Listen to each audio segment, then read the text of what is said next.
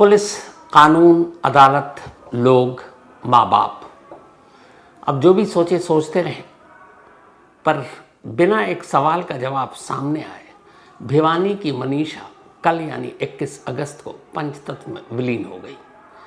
कल मनीषा का अंतिम संस्कार कर दिया गया। अंतिम संस्कार हो चुका, लेकिन मनीषा की मौत की मिस्ट्री अब भी अपनी जगह कायम है। बहुत सारे सवाल हैं इस मनीषा की मौत को लेकर। हाल के वक्त में शायद ये पहला केस है जिसमें मौत की सच्चाई पता लगाने के लिए एक नहीं, दो नहीं, तीन बार पोस्टमार्टम किया गया। सारे सवालों के साथ आज की कहानी आपके सामने रखूंगा, लेकिन उससे पहले सिर्फ 2 सवाल जो काफी कुछ इशारा करते हैं मनीषा की मौत और सच्चाई को लेकर। पहला, एक स्टेट का बॉस होता है चीफ मिनिस्टर, मुख्यमंत्री। हरियाणा के भी मुख्यमंत्री नायब सिंह सैनी। जब मनीषा की मौत हुई 13 अगस्त को उसकी डेड बॉडी मिली, उसके बाद से हंगामा शुरू हो गया था। 15 और 16 अगस्त को काफ़ी ज़्यादा हंगामा हो रहा था।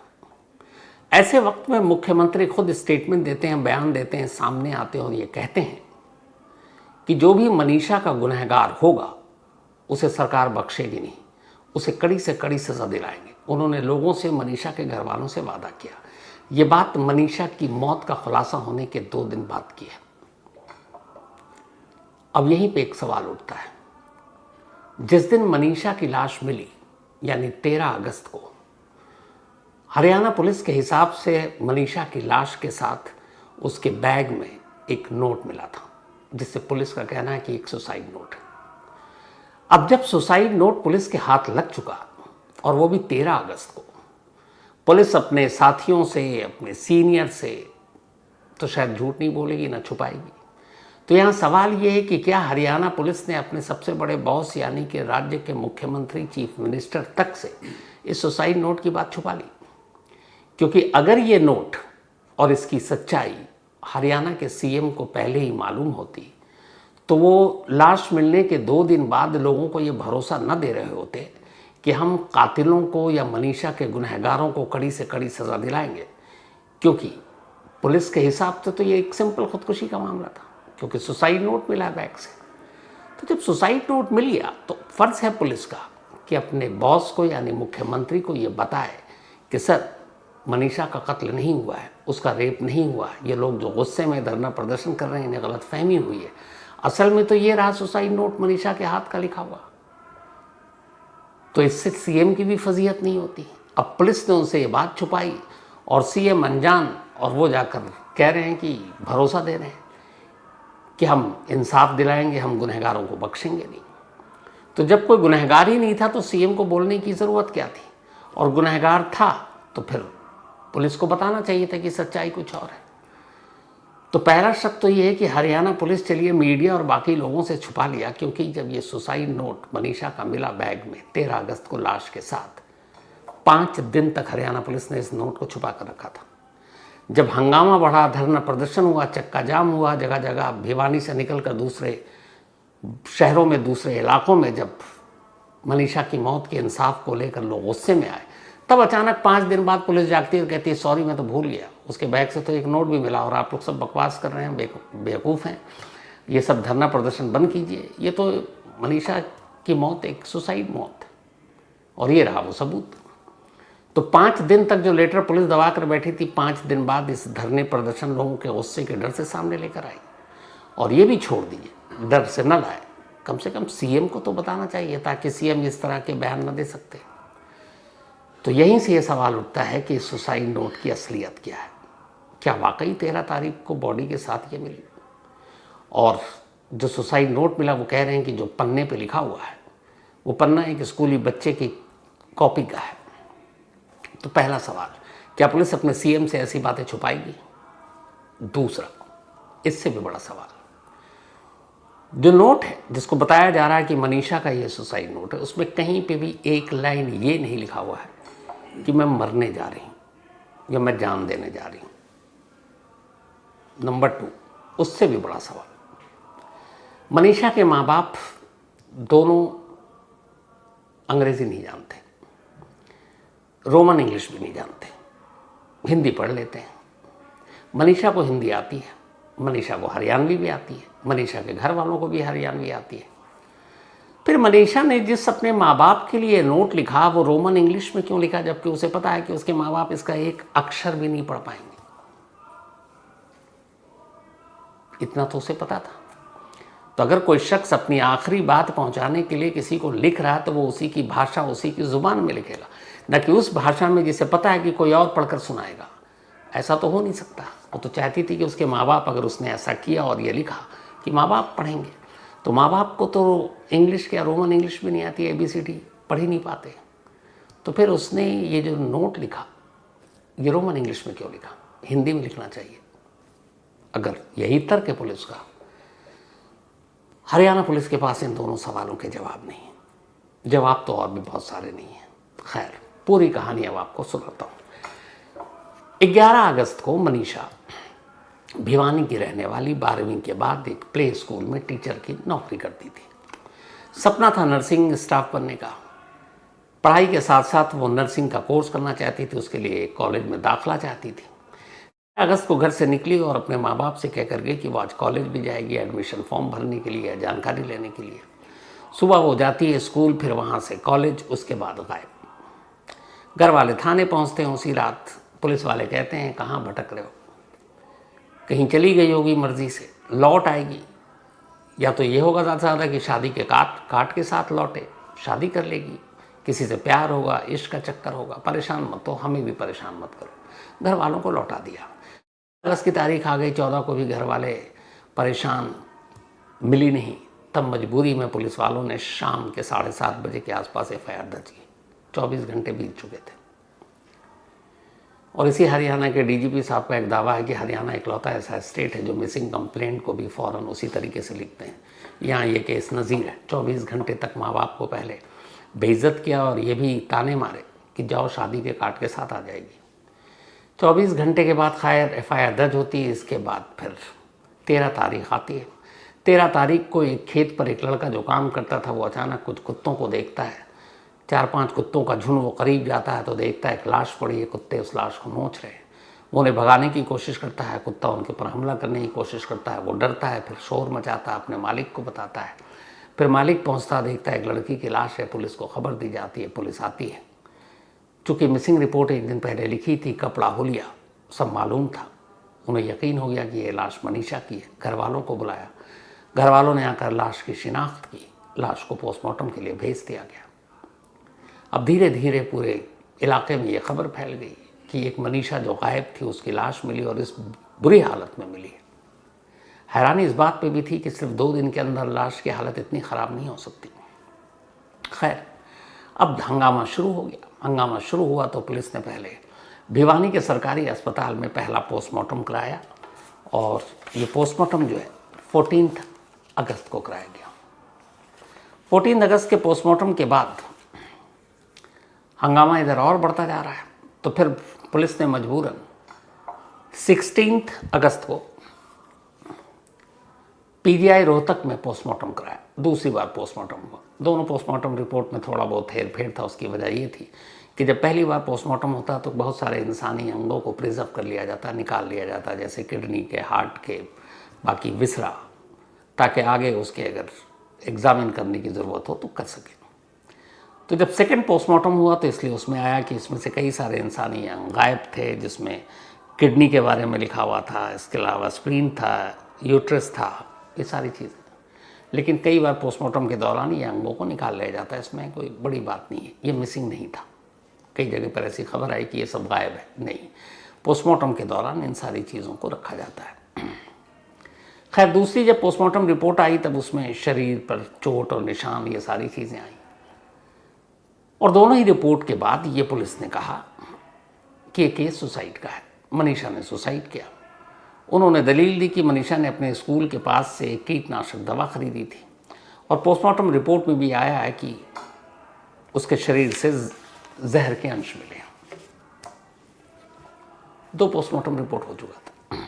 अब यहाँ एक चीज़ बड़ी हैरान करने वाली थी, वो ये कि अमूमन पॉइजनस के जो केस होते हैं उसकी जांच विसरा से होती है। विसरा एक पेट की थैली होती है, तो उस पेट की थैली में कोई ऐसी पॉइजनस चीज़ या केमिकल गया है तो वो पता चल जाता है। लेकिन पोस्टमार्टम रिपोर्ट 24 से 48 घंटे में आ जाती है। विसरा की रिपोर्ट इतनी जल्दी नहीं आती है। मैंने पहले भी कई बार कहा है कि विसरा के सैंपल को एक ख़ास केमिकल या पानी या नमक के घोल में एक ख़ास मुद्दत तक के लिए रखा जाता है, फिर उसका कलर जिस हिसाब से चेंज होता है, फिर उस हिसाब से रिपोर्ट आती है, पॉइजन है कि नहीं है, केमिकल कोई है कि नहीं है।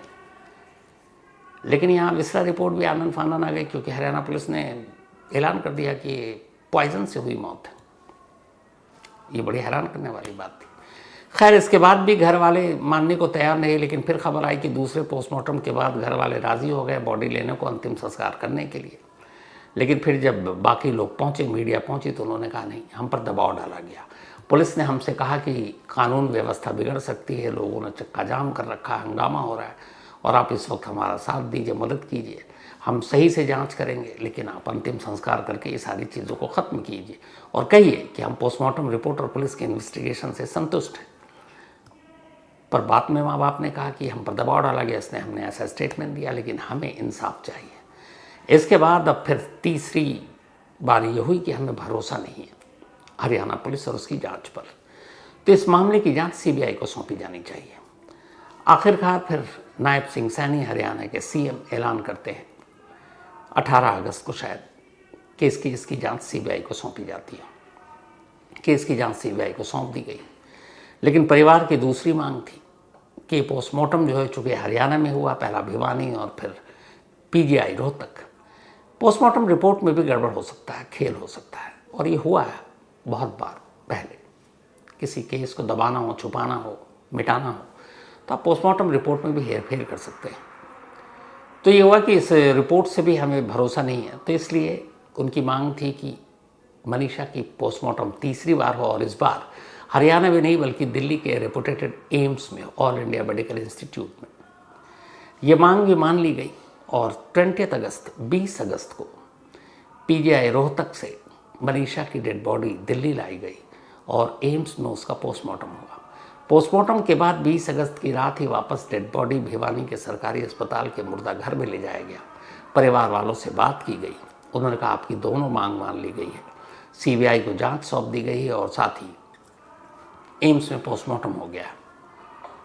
फिर घर वालों ने रजामंदी दे दी और इसके बाद कल सुबह भिवानी में मनीषा का अंतिम संस्कार कर दिया गया। कहानी का पहला चैप्टर खत्म, लेकिन अंतिम संस्कार के बाद क्या मनीषा की मौत का सच पूरी तरह सामने आ पाएगा? क्योंकि इस केस में जो कुछ हुआ वो अमूमन सिर्फ हरियाणा ही क्यों, हमारे देश की ज़्यादातर पुलिस का शुरुआती रवैया लगभग ऐसे ही रहता है। जब तक हाई प्रोफाइल मामला ना हो, मीडिया ट्रायल शुरू ना हो जाए, मीडिया में सुर्खियाँ ना बन जाए, पुलिस मिसिंग या इस तरह के केसेस को लापरवाही से ही ट्रीट करती है। तो खैर, अब इस केस की जो चीज़ें हैं, जो सवाल खड़े कर रहे हैं, उसमें कई इंपॉर्टेंट पहलू हैं। दो तो शुरुआत में ही आपको बताया था। मनीषा ने सलवार सूट पहन रखा था और जब उसकी डेड बॉडी मिली तो उसके चेहरे पर निशान थे, बल्कि चेहरा गायब ही था, और साथ ही गले पर निशान थे, शरीर के बाकी जगह पर नहीं थे। जो पुलिस का मानना है और शुरुआती पोस्टमार्टम रिपोर्ट वो ये है कि ये कुत्तों के नोचने की वजह से जख्म आए। इसमें कोई स्ट्रैंगुलेशन, गला घोंटने, बाकी चीज़ों के निशान नहीं मिले। और ये सब पोस्टमार्टम है, एंटीमार्टम नहीं। यानी कुत्तों ने भी जो नोचा खाया वो मौत के बाद है। अब यहाँ सवाल ये है कि एक लाश पड़ी हुई है और कुत्तों ने सिर्फ चेहरा और गला नोचा, हाथ पैर बाकी जिस्म का सारा हिस्सा सलामत है, और चश्मदीद के हिसाब से 4-5 कुत्तों का झुंड था। डाउट तो होता है कि ऐसा कैसे मुमकिन है, बाकी शरीर का अंग सलामत है। दूसरा, जिस जगह पे ये सारी चीज़ें हुई, बारिश भी हुई थी, लेकिन कुत्तों के पैरों के या बाकी निशान वहाँ से पुलिस को नहीं मिले। पुलिस ने बाद में जो कहा कि उसने कीटनाशक दवा खाकर अपनी जान दी, तो कोई दवा हाथ में तो लेके जाएगा नहीं, शीशी होगी। आसपास की तलाशी में वो शीशी बरामद ही नहीं है। कोई अगर अपनी मर्जी से मरने जा रहा तो उसका अगर बैग वहीं पे है तो मोबाइल भी मिलेगा। मोबाइल आज तक पुलिस को नहीं मिली। क्या मनीषा पहले कहीं मोबाइल फेंकेगी और फिर जान देने जाएगी? ये बेतुका सवाल है, हो नहीं सकता। जो नोट मिला सुसाइड, वो एक बच्चे की कॉपी पे लिखा हुआ था जैसा मैंने आपको बताया, और उसमें कहीं ये नहीं कि मैं मरने जा रही हूँ। और जो माँ बाप को भाषा समझ में नहीं है उसी भाषा में उसने नोट लिखा है। ये अपने आप में एक सवाल है। इसके अलावा जब पुलिस को डेड बॉडी मिली पहले दिन 13 अगस्त, 14, 15, 16, 4 दिन पुलिस ने चुप्पी साध रखी थी। हंगामा हो रहा, पुलिस ने कहा हम जांच कर रहे हैं, सीएम तक को भी यही बता रहे हैं। सुसाइड नोट का कभी जिक्र नहीं किया।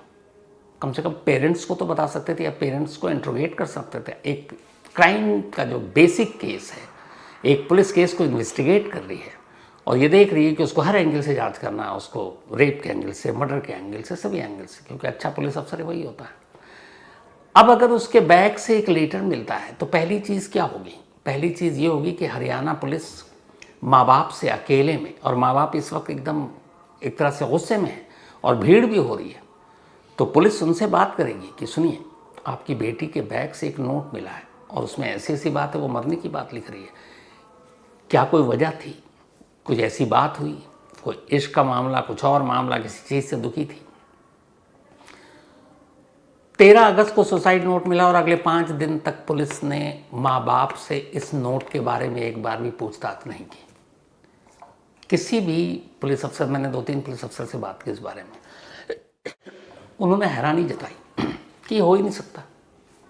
एक केस की इन्वेस्टिगेशन में एक एक क्लू इंपॉर्टेंट होता है और ये नोट सबसे इंपॉर्टेंट था। इस पूरे हंगामे, धरना प्रदर्शन को रोकने का तो पुलिस के पास सबसे बड़ा हथियार था। माँ बाप को दिखाते और पूछते। पुलिस ने 5 दिन तक पूछने की जहमत नहीं उठाई।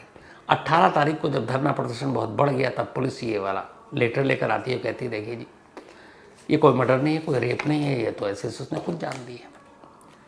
तो 5 दिन बाद पुलिस के इस अचानक नोट को सामने लेकर आना शक और सवाल पैदा करता है। और उससे भी बड़ा शक और सवाल ये कि 13 अगस्त को जब बॉडी मिली, 13 को ही उसके पेरेंट्स से पूछताछ होनी चाहिए थी, जो पुलिस ने 18 अगस्त तक नहीं की। अब क्यों नहीं किया ये पता नहीं। इसके बाद अब ये गायब थी मनीषा 11 अगस्त से। दोपहर को 3 बजे से लेकर 5 बजे तक इसका फ़ोन स्विच ऑफ था 11 अगस्त को, जिस दिन गायब हुई। लेकिन फिर 6:30 बजे दोबारा ऑन हो जाता है। अब ये ऑन ऑफ क्यों करेंगे? ऑन होने के बाद फिर थोड़ी देर बाद स्विच ऑफ हो जाता है। ये मैं 11 अगस्त की बात बता रहा हूँ।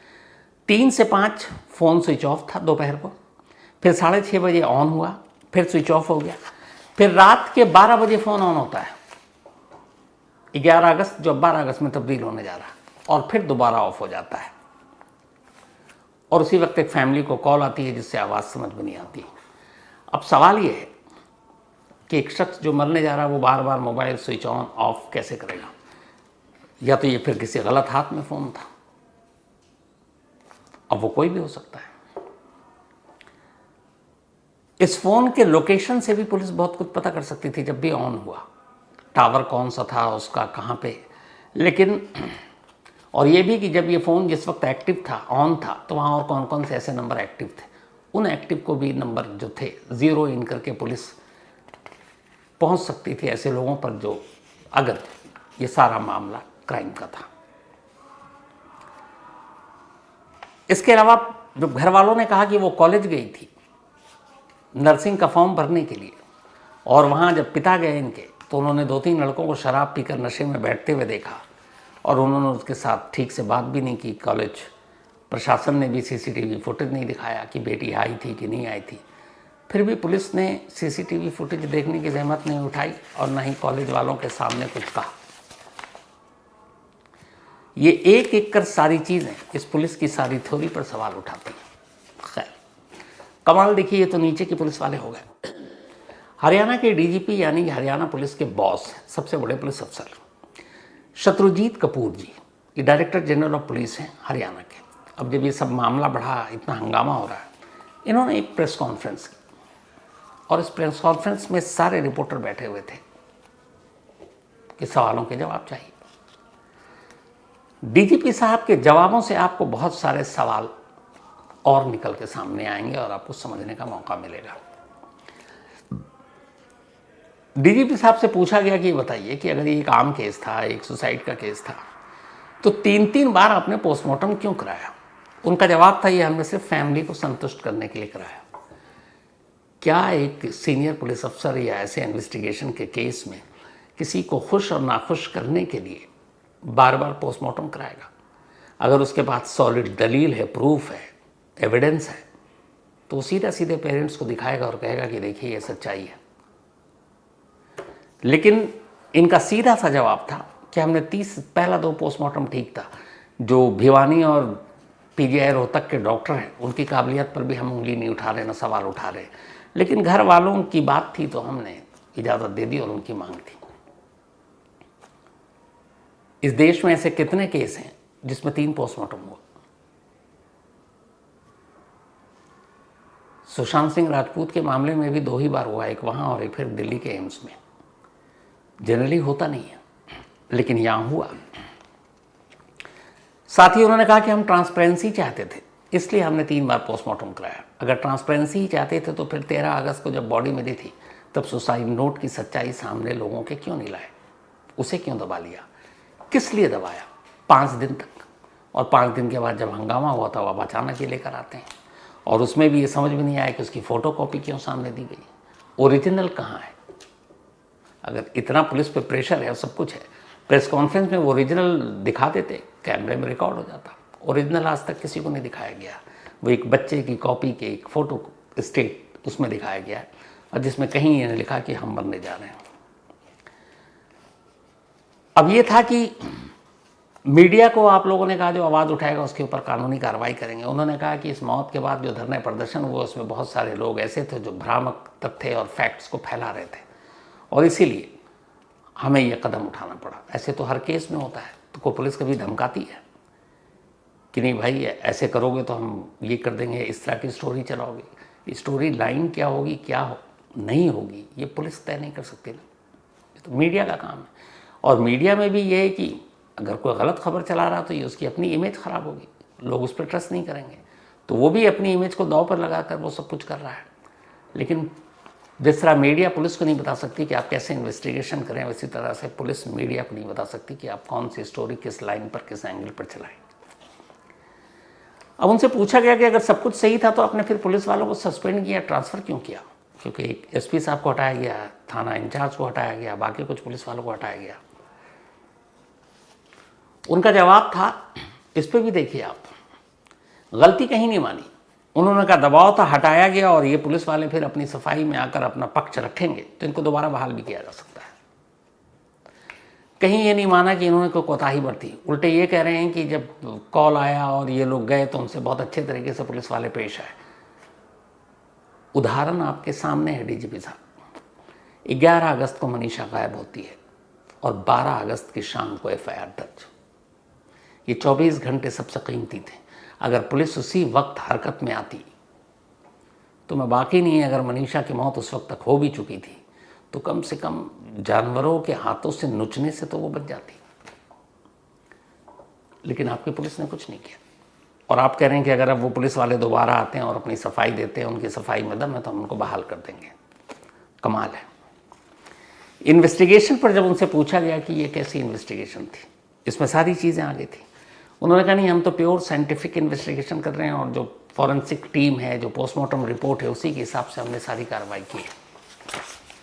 तो अगर मैं आपकी साइंटिफिक और फॉरेंसिक को ही मान लूँ तो फिर जो शीशी थी, अगर पुलिस की थ्योरी के हिसाब से वो पॉइजन था, वो शीशी कहाँ है?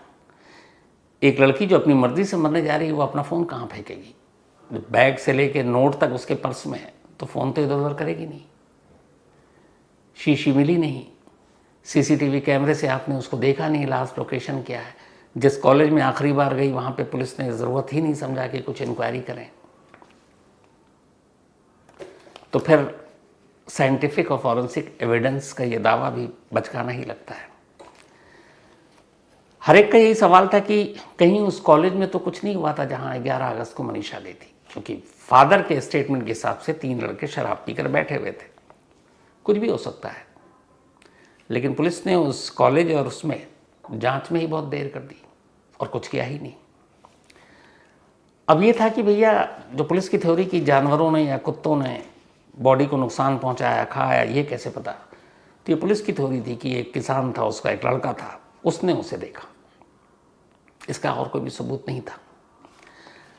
एक बड़ा इंपॉर्टेंट सवाल था, चलिए पुलिस की थ्योरी के मान लेते हैं 1 मिनट को कि, और यह पोस्टमार्टम रिपोर्ट को, कीटनाशक दवाएं मिली, जहर खाने से मौत हुई, जहर की शीशी भी खरीदी। पुलिस ने ये कहा कि स्कूल के पास एक शॉप है, शॉप से जाकर उसने लिया, उसके एविडेंस है, शॉपकीपर का स्टेटमेंट है, पर्ची है जो दवा खरीदी गई थी। ठीक है, यहां तक एग्री। बट ये कैसे पता किया जाए यह पुलिस ने किया कि उसने ये अपनी मर्जी से जहर पी या किसी ने जबरन पिलाया? कोई सबूत नहीं है। दूसरा, आमतौर पर पॉइजन खाने के बाद मुंह से झाग वाग निकलता है। अब तक की 2 पोस्टमार्टम रिपोर्ट, क्योंकि एम्स की पोस्टमार्टम रिपोर्ट तो अभी आई नहीं है, उसमें कहीं झाग का जिक्र नहीं है। और उससे भी बड़ा एक इंटरेस्टिंग इसमें, एक इंसान जिसके जिस्म में जहर है, उसको कुछ आवारा कुत्ते नोच रहे हैं, तो जहर का कुछ पार्ट उन कुत्तों तक भी जाएगा, उन कुत्तों पर भी असर होगा। क्या पुलिस ने ये जानने की कोशिश की कि उस जगह पे या उसके आसपास इस इंसिडेंट के बाद कुछ कुत्तों की मौत हुई जहर की वजह से, अगर जहर इतना स्ट्रांग था? एक किसी ने दलील दी कि नहीं, वो जहर ने जहाँ पे ज़्यादा असर किया वहाँ पर कुत्तों ने नहीं नोचा था।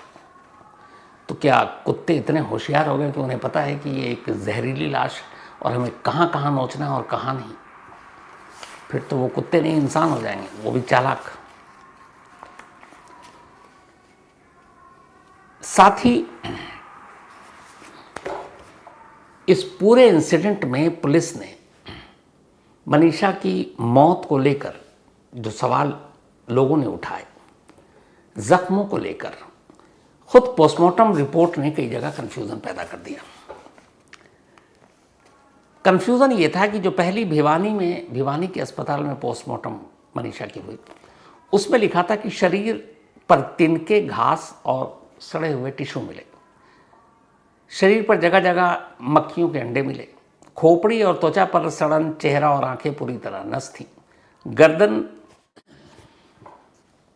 का काफी हिस्सा खराब हो चुका था, साथ ही पेट फूला हुआ था, यूट्रस और रेक्टम बाहर निकला हुआ था। जो PGIMS रोहतक में पोस्टमार्टम हुआ, उसमें था कि शरीर मिट्टी और घास से ढका हुआ था, बदबू आ रही थी, सिर पर 35-40 सेंटीमीटर लंबे काले बाल जटिल अवस्था में थे, चेहरा, नाक, कान और आंखें धसी हुई और सड़ी हुई थी। जबकि भिवानी वालों में आंखें गायब ही थी। अब भिवानी में पहली बार पोस्टमार्टम हुआ, ये याद रखिएगा। अगर ये PGI रोहतक कहती तो हो सकता था कि चलो जी पोस्टमार्टम के दौरान निकालने, हालांकि किसी टेस्ट के लिए आंखें पोस्टमार्टम के दौरान नहीं निकाली जाती जब तक कि आप नेत्र दान ना कर रहे हो, लेकिन आंखें भिवानी वाले कह रहे हैं गायब हैं और वो कह रहे हैं कि नहीं, धंसी हुई है। अब ये 2 चीज़ें अपने आप में ही शक पैदा करती हैं।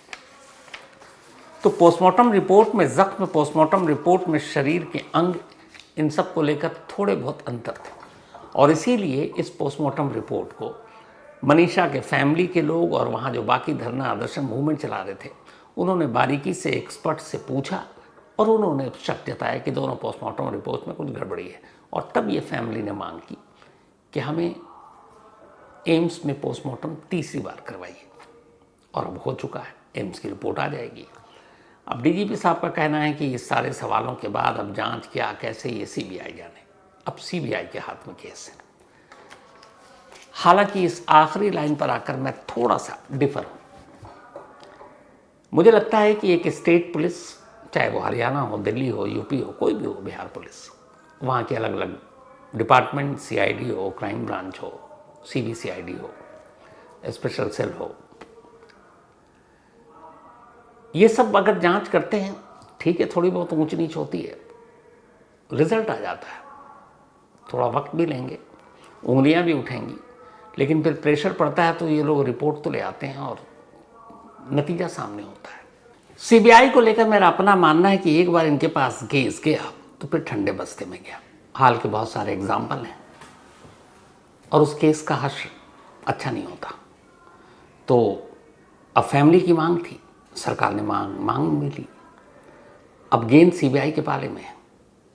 क्या सीबीआई मनीषा की मौत का सच सामने लाएगी? और उससे भी बड़ा सवाल ये कि क्या ये सच जल्दी सामने लाएगी, या फिर वही होगा कि जैसे सुशांत और बाकी केसों में लंबे कई सालों तक फाइल ठंडे बस्ते में है, सब कुछ शांत हो गया, लोग भूल गए, उसके बाद किसी दिन आ जाती है क्लोजर रिपोर्ट और ये भी कि इसमें कुछ नहीं था, ये तो एक सिंपल सुसाइड का मामला था। तो सीबीआई को केस सौंपने वाली जो बात है, मुझे लगता है ये केस को अब ठंडे बस्ते में ले जाएगा। हालांकि मेरी दुआ है कि मैं गलत हूँ और सीबीआई इस केस पे जांच कर इसकी जल्दी अपनी सही रिपोर्ट दे और मनीषा की मौत की मिस्ट्री क्या है वो हम सबके सामने हो। तो इसी दुआ के साथ फिलहाल आज की कहानी में इतना ही, लेकिन कहानी ख़त्म करूँ उससे पहले वही अपना सिलसिला। आज हमारे एक साथी हैं टीम में, पंकज शर्मा, प्रोग्रामिंग टीम में है।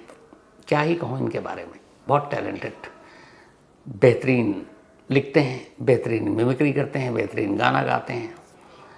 इसके अलावा कविता तो खैर बड़े बड़े कवि सम्मेलन मुशायरे में ये शिरकत करते हैं, मतलब ऑलराउंडर है।